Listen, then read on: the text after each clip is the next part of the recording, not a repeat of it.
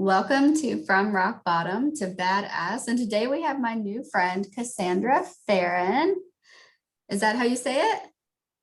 Yeah. Okay. So tell the people, who are you? So I'm an author and I also mentor heart-led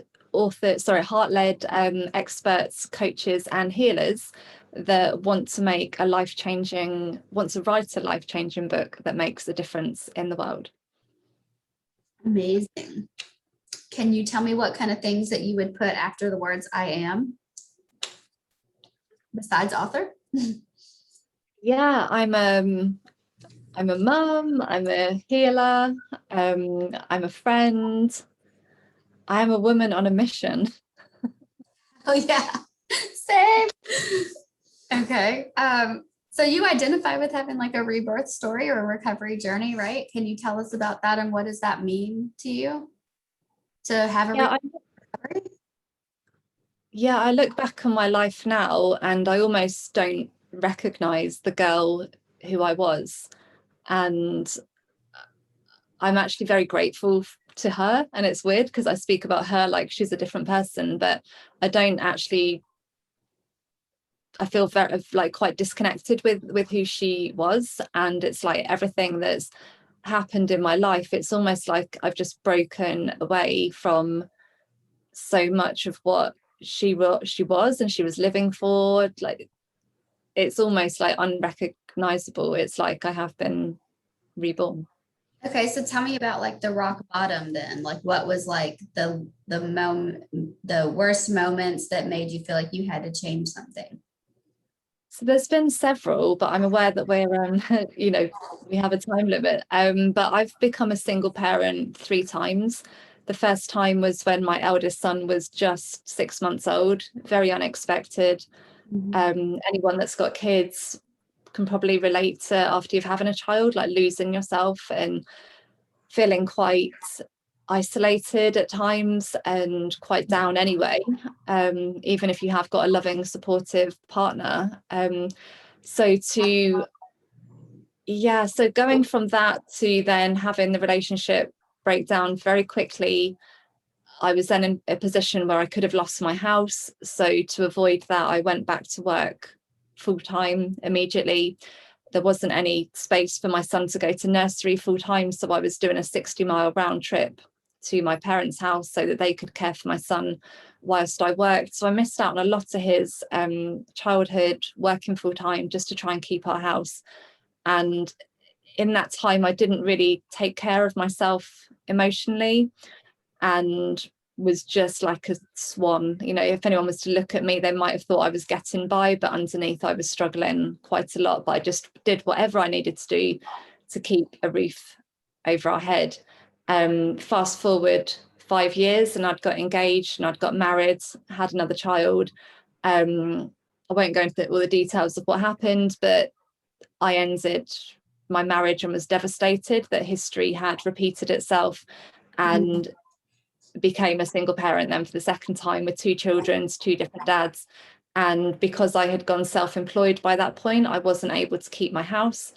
So the house that I had fought so hard to keep had to be sold. Me and my children started life again with pretty much nothing. At that point, that is a year later, after that is when I set my business up with nothing more than a Facebook page, £400 overdraft and hope and determination. I didn't really have a clue what I was doing. I didn't have a business plan, but I just had this knowing that I wanted to make a difference in the world and I was going to give it my all.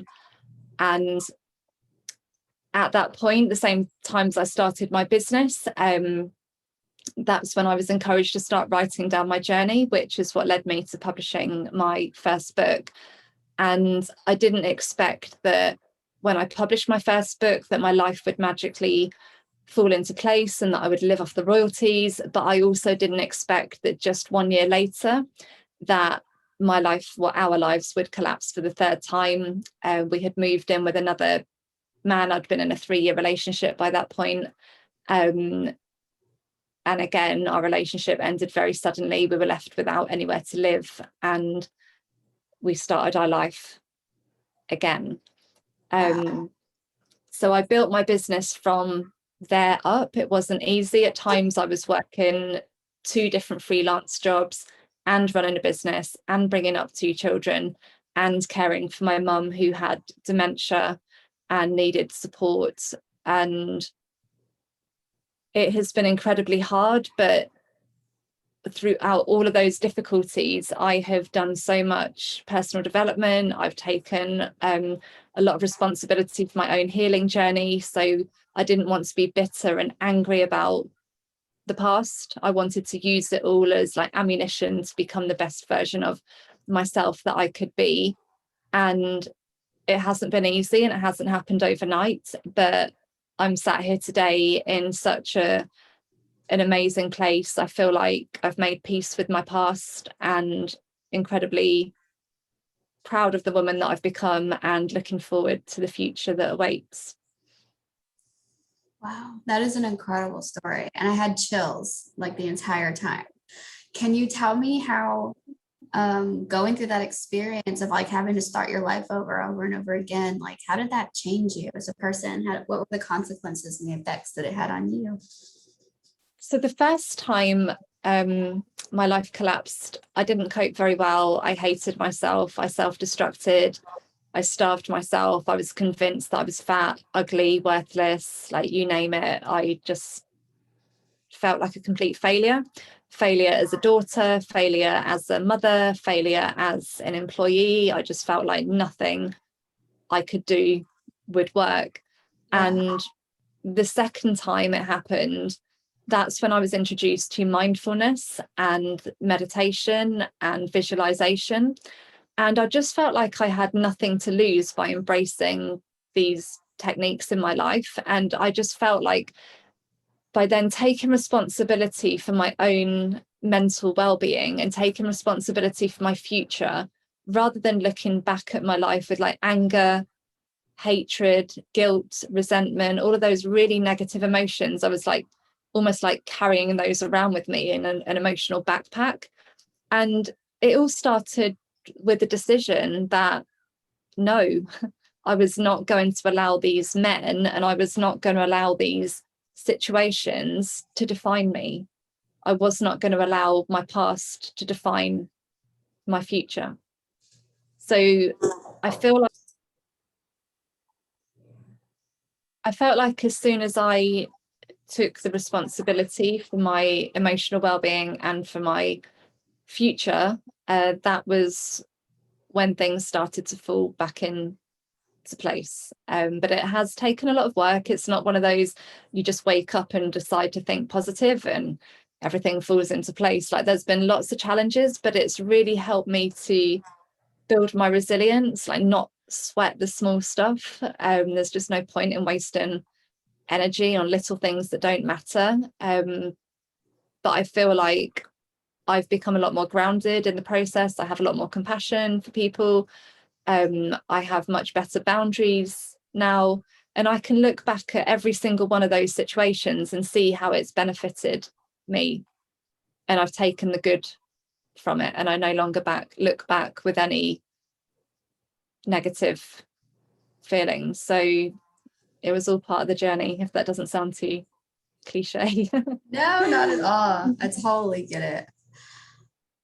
Can you tell me like what helped you survive your experience, like emotionally and mentally? Like what just like kept you okay in the moments? So there's 2 things that really motivate me. One is not wanting to go back to the girl that I was, and it's not wanting to go back to the life that I was living. So I don't want to go back to that girl who was living under a dark shadow, who was scared of speaking her truth, who was scared of not shining her light. I don't want to go back to that girl that was convinced she was fat and ugly and worthless and that she was a waste of space in this world. Like I refuse to go back to that shadow. And I also refuse to go back to living the life of sacrifice where I was living on a very small amount of money, trying to feed my children.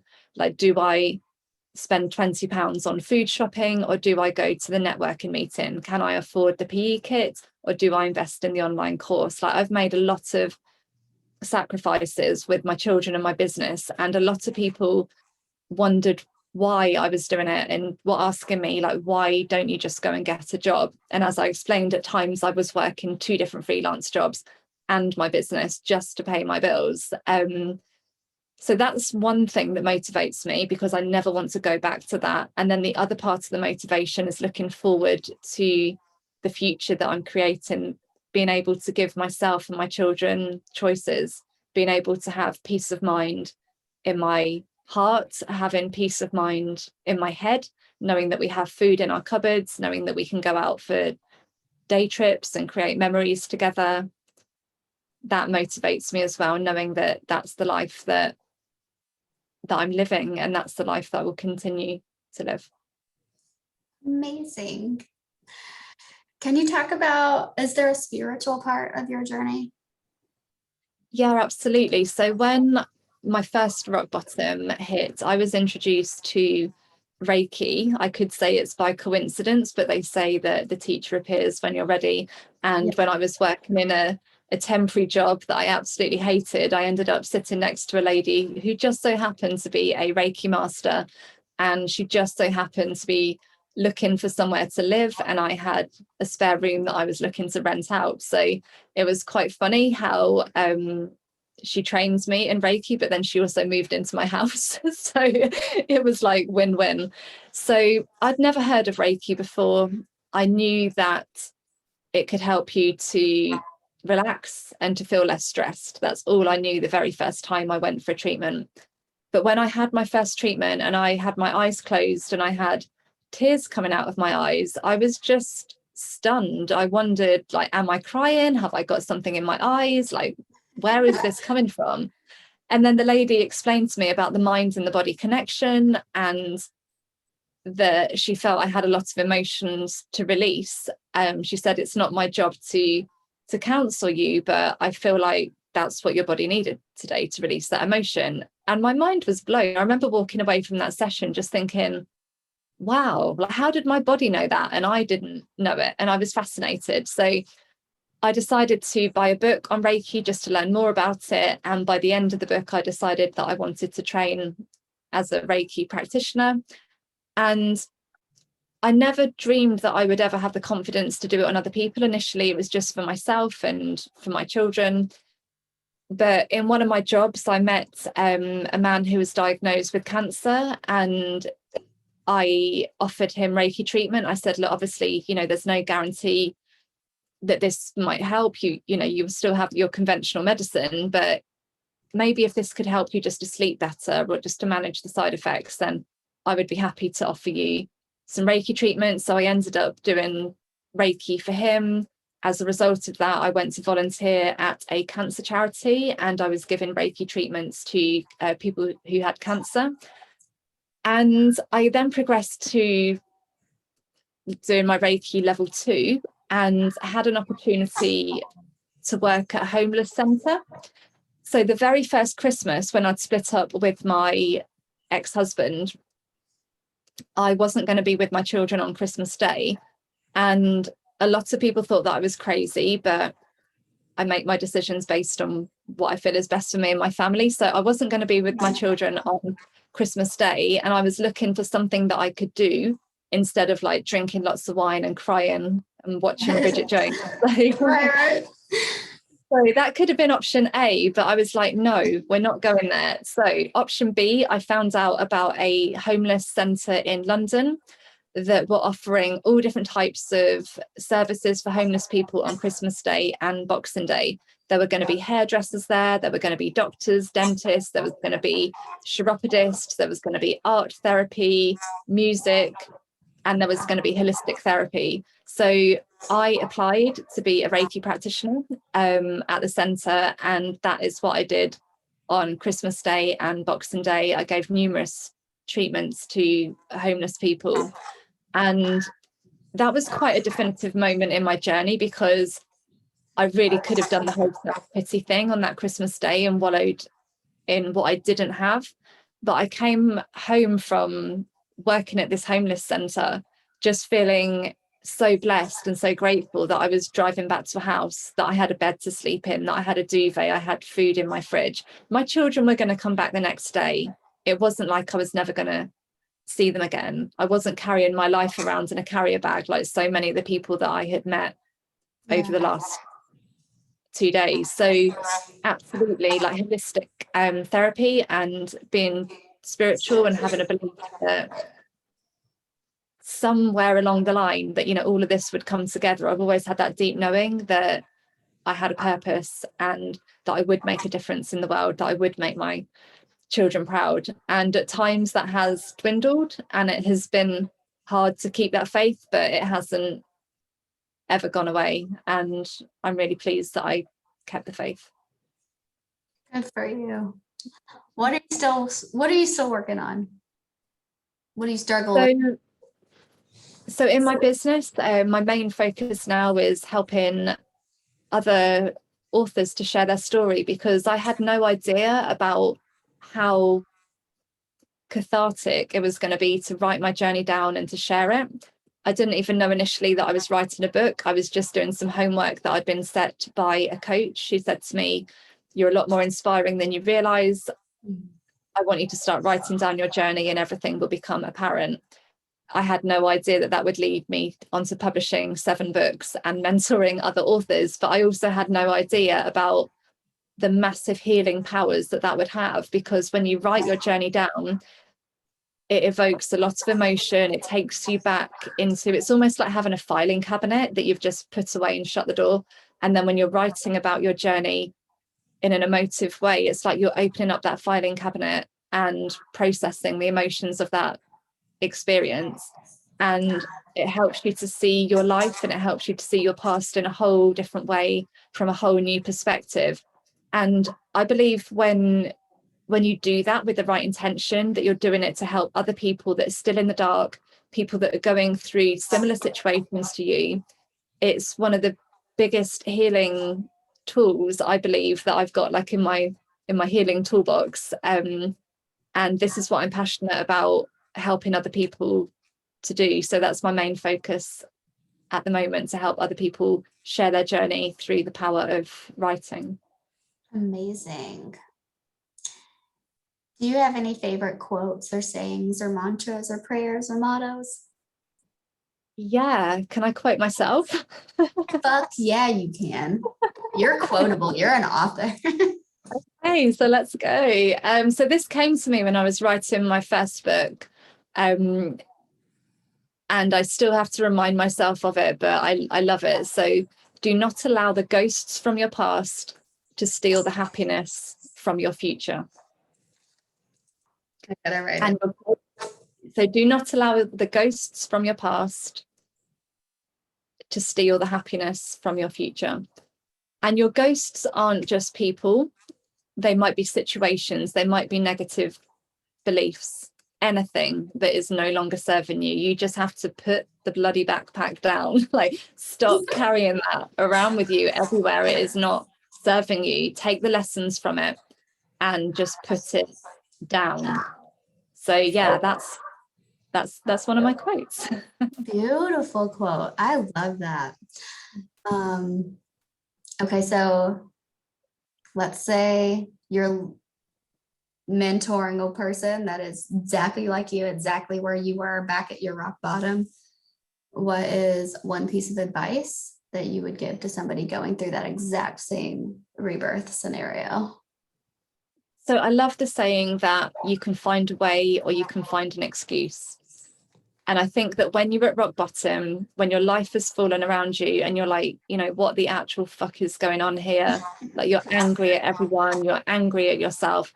The easiest option at that given moment is just to quit, just to give up and blame everybody else. You know, that's the easy option. So there's so many excuses that you could find not to move forward with your life, not to move forward with your purpose, whatever that may be. However, find a way or find an excuse. Find a way is the only way, I believe, that you will move forward to really feeling like you're giving your life meaning, you're giving your life purpose, you're living for yourself and not in the shadow of anyone else. Yeah. So follow your heart. It knows the way, but you have to tune into your heart to find the answers. Can you tell us where you're going from here? What's next on your journey? There's actually a beautiful journey that's unfolding, and I can't say too much about it, but perhaps I will keep in touch and let you know, because I've done something that is, it almost feels beyond my wildest dreams, but it's actually not now beyond my wildest dreams, because it's something that I started almost a year ago. It's in progress. It's making very good progress, and I would love to keep you posted on that. But what's the intention of it? What is it going to do? The intent is to create a global ripple of empowerment. Yeah. So yeah, I have very big dreams, and I would always say to people, like, just you go after those. Like, do not let anyone else's doubts or negativity hold you back. Like, you follow your heart, you follow your dreams. Like, anything is possible. So keep believing. So if people want to find you, where do they go on the internet? Yeah, so all of my social medias are all under my name, so Cassandra Farren. If you are interested in writing, if you've ever thought about writing a book, or you're interested about how you can make peace with your past through writing, then I have a free group on Facebook, which is called Heart-Led Authors with Cassandra Farren, and you are more than welcome to come and join. I share lots of advice and guidance in there about how to start. Even if you've got no experience, I will just add that I don't have a degree. I've never had a writing mentor. My last job was actually as a cleaner. Prior to that, I was a mortgage advisor. So anybody can do this, and I give you all the help and lots of support to get you started. So you're more than welcome to come and join the group. Very safe and supportive community, and I would love to see you there. Well, I'm going to go join, and you should all go join too, and go follow Cassandra Farren, all the stuff. She is amazing. Thank you so much for being here. Thank you, Rachel. It's been a pleasure.